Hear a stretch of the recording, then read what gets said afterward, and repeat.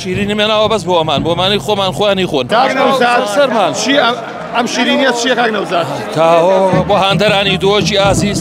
فەرقی سلێمانی و دۆک و هەولێر و هەڵەبجە و کەلار و